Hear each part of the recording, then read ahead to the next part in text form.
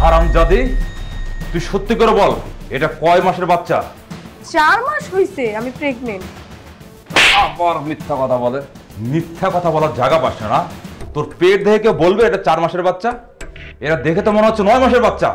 তুমি আমার কথা বিশ্বাস করতেছো না? সত্যি 4 মাস হইছে।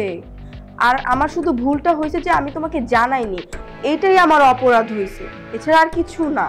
তোমার ভাগ্য ভালো যে তোমার পেটের বাচ্চা আছে, নাহলে এমন মার মারতাম মিথ্যা কথা বলার শাস্তি তো পেয়ে যেতে। শোন, সত্যি করে বল কত মাসের বাচ্চা? আমি সত্যি কথাটা জানি, এই বাচ্চা 4-5 মাসের না, এই বাচ্চা 8-9 মাসের। আরে তোকে বিয়ে করেছি 5 মাস হলো, আর 10 দিনের মাথায় আমি বিদেশ চলে গেছি। এর মধ্যে তোর পেট এত বড় হয়ে গেল? এটা কি আজব কাহিনী না? জাদু পাইছিস তুই একটা। আমাকে বোকা ভাববি না, ঠিক আছে? আমি সব কাহিনী জানি। সত্যি সত্যি বল কত মাসের বাচ্চা কনসিভ করেছিস, তাহলে একটু হলে বাঁচবি।